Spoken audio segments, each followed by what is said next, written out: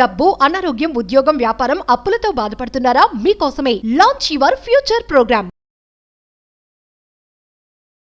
నమస్తే, welcome to Suman TV. ప్రస్తుతం మనతో పాటు ఉన్నారు అనలిస్ట్ డాక్టర్ నంది రామేశ్వరరావు గారు. సార్తో మాట్లాడదాం. నమస్తే సార్. నమస్తే. సార్, ఇప్పుడు డొనాల్డ్ ట్రంప్కి ఒక బిగ్ షాక్ ఏంటంటే ఇండియన్స్ రాకపోతే మరి అమెరికన్ పరిస్థితి ఏంటి, అంటే ఇండియన్స్ లేకపోతే అక్కడ ఏ రంగం, ఏ సెక్టార్ కూడా నడవదా, అంటే దీని గురించి ఏం మాట్లాడతారు సార్?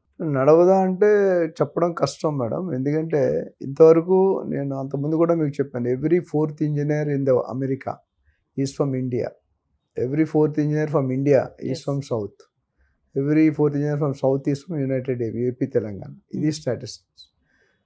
అంటే మన వాళ్ళు ఏంటంటే తక్కువ కాస్ట్కి అవైలబుల్ ఉన్నారు. ఎందుకు అమెరికా వాళ్ళు మన దగ్గరికి ఎందుకు వస్తున్నారు? వాళ్ళ దగ్గర మనుషులు ఉన్నారు, కాదే కావాల్సినంత సఫిషియన్సీ లేరు. ఎందుకంటే వాళ్ళు గంటకి $50, 40 నుండి $50 పర్ గంట చార్జ్. మనం $10-15 తీసుకుంటాం. అందుకని ఇండియన్ దాంతోపాటు మన ఇంగ్లీష్ కానీ, మన కమ్యూనికేషన్ స్కిల్ కానీ, మన స్కిల్స్ కానీ, నాలెడ్జ్ కానీ, ఐక్యూ లెవెల్స్ కానీ కంపేర్ టు అదర్ కంట్రీస్ మనం బాగానే ఉంటుంది. ఇవన్నీ కూడా ప్లస్ జాగ్రత్తగా చేసుకుంటూ పోతారు. హార్డ్ వర్కింగ్, కమిట్మెంట్ అనేది కనిపిస్తుంది. కొంతమంది అలా ఉండదు, వస్తారు పోతారు. సో ఓవరాల్గా చూసుకుంటే ఇండియన్స్తో పాటు మెక్సికన్తో పాటు చైనీస్, వీళ్ళందరూ మేజర్ పోర్ట్ఫోలియో ప్లే చేస్తున్నారు. సో టైట్ చేసి ఇప్పుడు H-1B వీసాలు టైట్ చేసి రూల్స్ పెడితే ఆటోమేటిక్గా వీళ్ళు ఆల్టర్నేటివ్ దారిలో ఎత్తుక్కుంటారు. సో వాళ్ళు లేనందువల్ల కొద్దిగా ఇప్పుడు మన 25% ఎక్కడి నుంచి చెప్పింది 20% మన వాళ్ళే ఉన్నారు అక్కడ ఎంప్లాయ్మెంట్ లెవెల్లో. కానీ సో వీళ్ళు లేరు అనుకోండి, కొనేవాళ్ళు ఎవరు ఉంటారు అక్కడ? మ్యానుఫ్యాక్చరింగ్ ప్రొడక్ట్స్ అంటే సంబడి దేర్ షుడ్ ప్రొడక్షన్ అయిన తర్వాత అమ్మగలగాలి. స్టాక్ పెట్టుకుంటే ఉపయోగం లేదు. సో ఓవరాల్ ఇంపాక్ట్ అయితే ఉంటుంది. మొత్తం ఉంటుందని చెప్పను, కొద్దిగా ఉంటుంది. ఇనీషియల్ 5-10 ఇయర్స్లో బాగా ఆ గ్యాప్ కనిపిస్తుంది. ఆ గ్యాప్ కవర్ చేయడానికి it will take some time.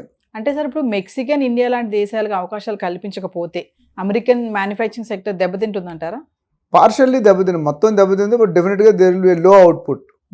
ఎందుకంటే ఇన్పుట్ సరిగ్గా లేదు కదా.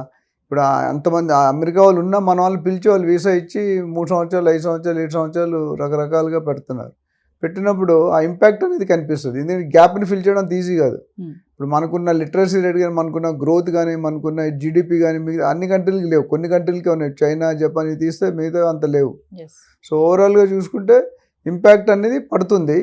కాకపోతే కంట్రీని మూసేస్తారని నేను చెప్పను, పార్షియల్ ఇంపాక్ట్ పడుతుంది. ఆ ఇంపాక్ట్ని ఎలా ఫీల్ చేయాలనేది మళ్ళీ వీళ్ళనే పిలుస్తారా, లేకపోతే కొత్త వాళ్ళని ట్రైన్ చేసి కొత్త వాళ్ళకి ఇస్తారా, వాళ్ళకి ఇస్తారు. ఇప్పుడు ఏంటి ప్రాబ్లం ఏంటంటే, మన ట్రంప్ గారి ప్రాబ్లం ఏంటి, మన దగ్గర ఉన్న సిటిజన్స్కి జాబులు లేవు. ఎక్కడో బయట నుండి వచ్చి చదువుకొని ఇక్కడ సెటిల్ అయిపోయి మన వాళ్ళు జాబులు వాళ్ళు కొట్టేస్తున్నారు. మన వాళ్ళు ఫస్ట్ మనం కొట్టుకుంటే చూసుకోవాలి, తర్వాత మిగతా పొరిగింటి వాళ్ళు చూద్దాం అంటాడు. అది ప్లాన్. సో ఇవాళ నేను ఫస్ట్ టర్మ్ నుండి కూడా నడుస్తుంది. ఫస్ట్ టర్మ్లో అంత సక్సెస్ కాలేదు, ఇప్పుడు మాత్రం సక్సెస్ అయ్యడానికి చాలా తీవ్రంగా ప్రయత్నిస్తున్నారు. అంటే ఎప్పటి నుంచో చూసుకుంటే ట్రంప్కి వలసదారుల్ని ఆపేయాలనేది అయితే ఆలోచన ఎప్పటి నుంచో ఉన్నది. ఆయన దేశభక్తుడు, చెప్పాను కదా.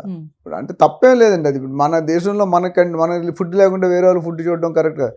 కానీ అట్లానే మన వాళ్ళు కూడా మరి ఫీజులు ఎంత 50 లక్షలు 60 లక్షలు కడుతున్నారు అమెరికాలో చదువుకొని మీరు వెళ్ళిపోండి. రావదంట్లో ఇండియన్స్ రండి, చదువుకోండి, డిగ్రీలు తీసుకుంటే పట్టాలు వెళ్ళిపోండి అంటున్నాడు. మన అంటే నేను 50 లక్షలు ఖర్చు పెట్టా కానీ నేను అక్కడ ఒక 5 కోట్లు సంపాదించి మళ్ళీ రాకుండా ఎట్లుంటాను మన వాళ్ళు అంటారు.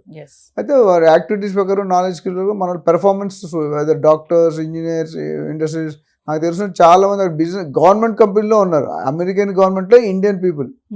ఇక్కడ మనకి ఎంతమంది కనిపిస్తారు అమెరికా వాళ్ళు? ఇండియాలో పెద్దగా ఉండరు, 1-2 ఉంటాయి. ఇక్కడ అలా కొంతమంది డైరెక్ట్గా వెళ్ళి అక్కడ బిజినెస్లే స్టార్ట్ చేస్తున్నారు. మా కజిన్ ఒకటి ఉన్నాడు ఇరిగేషన్లో, ఇక్కడ అమీర్పేటలో 13-14 BE సివిల్ చేసి అమీర్పేటలో 13,000 శాలరీ పని చేశాడు ఒక 20 years బ్యాక్. ఇప్పుడు అక్కడ వెళ్ళి ఒక industry is given employment to 100-200 people. అలాంటివి తట్టుకోలేకపోతున్నారు. అంటే ఇప్పుడు చూసుకుంటే AI కానీ, క్లౌడ్ సర్వీస్ కానీ, ఆటోమేషన్ కానీ, ఇప్పుడు ఇలాంటి రంగాల్లో సాఫ్ట్వేర్ ప్రోగ్రామ్స్లో నిపుణుల కొరత అయితే కనిపిస్తుందని అంటున్నారు. మరి ఇలాంటి టైంలో H-1B వీసాకి కనుక ట్రంప్ ఇలాంటి ప్రాబ్లమ్స్ పెట్టి వలసదారులను ఆపాలని చూస్తే మరి అమెరికా పరిస్థితి ఏంటి? అంటే అక్కడ వాళ్ళు ఉన్నా కూడా మన వాళ్ళు కావాలని అయితే నిపుణులు అంటున్నారు. మరి మీరేం చెప్తారు సార్? మరి అంటే ఇప్పుడు నిపుణులు అనేది పెద్దాన్ని డెవలప్, అమెరికా సూపర్ పవర్ అంటారు. మొత్తం ప్రపంచంలో అమెరికా తుమ్మితే ఇక్కడ తుమ్మినట్టే, చైనాలో తుమ్మినట్టే. అమెరికా అంత ఇన్ఫ్లుయెన్షియల్ పవర్.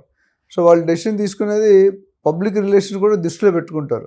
మొదట మీరు చూసి ట్రంప్ ఎన్నికలు రిజల్ట్ రాగానే ఒకలా మాట్లాడాడు, తర్వాత ఎలన్ మస్క్ ఒకలా మాట్లాడాడు, ఇప్పుడు ఇంకోలా మాట్లాడు, పాజిటివ్ అన్నాడు. హెడ్డింగ్ ఏం పెట్టాడు, H-1B శుభవార్త అంటాడు. ఎక్కువ మైనర్ చేంజెస్ చేశారు.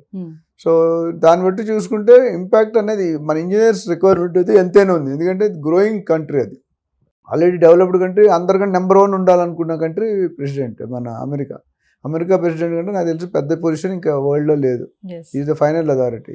ఓవరాల్గా ఇంపాక్ట్ కాదు, బట్ నేను అంత అనుకోవడం ప్రకారం మొత్తం అందరినీ తీసాడు, టైట్ చేస్తాడు. ఎవరికి ఇబ్బంది అంటే ఎవరైతే ఇల్లీగల్గా స్కిల్స్ లేకుంటే, స్కిల్ సెట్ ఓరియంట్ లేకుంటే వాళ్ళకి ఇబ్బంది. మామూలుగా చేసేలో I don't think any problem. ఇప్పుడు నా స్కూల్ ఫ్రెండ్స్ ఉన్నారు 1980s pass out 10th class. ఇప్పుడు గ్రీన్ కార్డు సిటిజన్ అన్నీ వచ్చేసాయి వాళ్ళకి. So they cannot be moved. ఇప్పుడు వెళ్ళబోయే వాళ్ళకి రీసెంట్గా 1-2 years వెళ్ళే వాళ్ళకి ఇబ్బంది. స్కిల్ ఉంటే మాత్రం నాకు తెలిసి they will not, they are not targeting India. నేను లాస్ట్ టైం కూడా మన ఇండియాలో ఏంటంటే ఇప్పుడు ఇల్లీగల్గా ఎవరైతే పని చేస్తున్నారో, ఒక రెస్టారెంట్ నడుపుతున్నాడు మా ఇంకో కజిన్, ఆయన 12 మంది ఎంప్లాయీస్ అందరూ ఇల్లీగలే. ఇప్పుడు చెక్ చేసినప్పుడు ఆ డౌట్ నిజంగా చేసేవాడితో మిమ్మల్ని కూడా చెక్, ఇప్పుడు మనం ముగ్గురు ఉన్నాం, మీరు ఇల్లీగల్ నేను లీగల్, నన్ను అడుగుతాడు, మిమ్మల్ని మీరు చూపించడానికి ఏముండదు, అప్పుడు మీరు దొరికిపోతారు. ఆ థ్రెట్ ఎక్కువైంది. డైరెక్ట్గా ఇండియన్ తీసేస్తానని చెప్పట్లేదు ఆయన.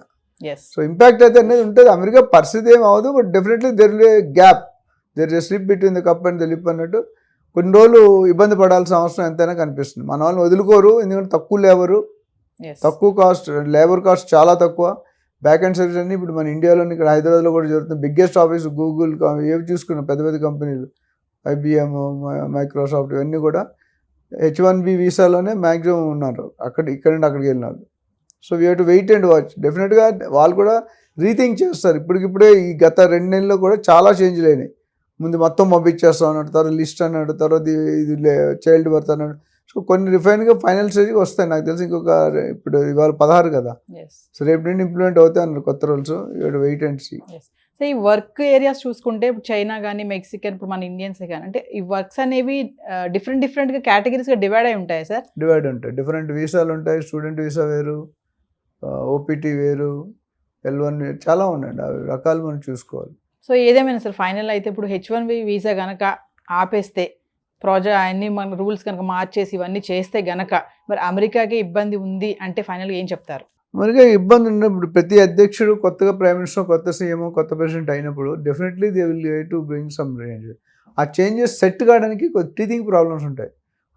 ఈయన అనుకున్నదోటి జరిగేదోటి ఫైనల్గా ఇంకోటి ఏదో అవుతుంది. సో ఓవరాల్గా ఆ సెట్ అవ్వడం టైం ఉంటుంది. But they are very cautious before taking any decision. ఎందుకంటే మొత్తం ప్రపంచం అంతా అమెరికా మీద డిపెండ్ అయింది కాబట్టి definitely there will be gap. ఆ గ్యాప్ని ఎలా అడ్జస్ట్ చేయాలి, నెక్స్ట్ టాస్క్ అంటే ఆ గ్యాప్ని ఎలా ఫిల్ చేయాలి, ఇంకెవరితో ఫిల్ చేస్తారు. అంటే ప్రపంచంలో తెలివైన వాళ్ళు చాలా తక్కువ మంది ఉన్నారు. లిటరసీ రేట్ కొన్నాళ్ళు లిటరసీనే లేదు. అది చూసుకొని they have to take it. చరిత్రలో విదేశీయులు అంటే మన ఇండియన్స్ అంటే ఏమంటారు సార్? డెఫినెట్గా, ఎందుకంటే they are taking one of the major share of the H1B వీసాలు. ఎవ్రీ ఇయర్ 25,000 ఇస్తున్నారు, 8,000. ద మేజర్ స్టేక్ మందే ఉంటుంది. అయితే ఇల్లీగల్గా వెళ్ళిన దాంట్లో మన లిస్ట్ తక్కువనే ఉంది, ఎక్కువ ఉందని చెప్పలేము. ఇల్లీగల్గా వెళ్ళిన దాంట్లో మిగతా అవి ఉన్నాయి. కానీ India I think reasonably good. ఇంకోటి చూసుకుంటే సార్ గూగుల్ కానీ AI కానీ ఇలాంటి వాటిలో చూసుకుంటే మన వాళ్ళే అక్కడ హెడ్స్గా కూడా అక్కడ రాణిస్తున్నారు. అది కరెక్ట్ అండి. ఎందుకంటే ఇప్పుడు హెడ్ ఎవరు అవుతారు, ఇప్పుడు ఇండియాలోనే చెప్తాను, ఒక BHL కానీ, BDL కానీ, DRDL కానీ ఒక 1000 మంది ఇంజనీర్ జాయిన్ అయ్యారు ఫస్ట్లో ఫ్రెషర్స్. అందులో ఒకడే GM అవుతాడు, 4 DGMలు అవుతారు, 10 మంది AGMలు అవుతారు, 25 మంది మేనేజర్స్ అవుతారు. మిగతా వాళ్ళందరూ సూపర్వైజరీ, ఫోర్మెన్ ఆ క్యాటర్లో ఉంటుంది. ఎందుకు ఈ 1000 మందిలో top GM sharp and positive అంటే ఫాస్ట్, అగ్రెసివ్ ఉంటాడు, ఫాస్ట్గా ఉంటాడు, స్కిల్స్ ఓరియంటెడ్, అందరినీ నడిపించుకొని కొట్టుకొని వెళ్ళిపోతాడు. సో అక్కడ కూడా మన దగ్గర ఏంటంటే మన commitment is very good. Indian commitments చూసుకుని చాలా ఇక్కడ ఇండియాలో కూడా కొన్ని స్టేట్లో పనిచేయరు, కొన్ని స్టేట్లో కమిటెడ్గా పనిచేయరు. వాళ్ళని ఇక్కడ తెచ్చుకొని ఇక్కడ మన హైదరాబాద్లో కూడా పని చేయించుకుంటున్నాం. అదేవిధంగా వాళ్ళు ఇండియన్స్ ఏంటంటే ఫారినర్ స్టైల్ వేరు, అక్కడ వర్కింగ్ వాళ్ళు. మన వాళ్ళు ఓటీలు కూడా చేస్తారు. అంటే కంపెనీకి అవసరం ఉంది అనుకుంటే గంటకి $10, $20 ఇచ్చినా 8 గంటలు అయితే ఆడు 16 గంటలు, 12 గంటలు పని చేస్తున్నాడు. సో ఆ కమిట్మెంట్ వల్ల ఆడు ఎక్స్పీరియన్స్ ఎక్కువ వస్తుంది, ఎక్స్పోజర్ ఎక్కువ వస్తుంది, వర్కింగ్ అంటే కూడా చాలా స్లోగా హెడ్స్ అవడం కొద్దిగా easy for them, easy platform. So మనం ఇందాక మాట్లాడుకున్నట్టుగా మెక్సికన్ కానీ, ఇండియన్స్ కానీ మన ఇలా దేశాలకి అవకాశాలు కల్పిస్తే అమెరికన్ మ్యానుఫ్యాక్చరింగ్ సెక్టర్ సెట్ అవుతుంది. డెఫినెట్గా there be better position. Thank you.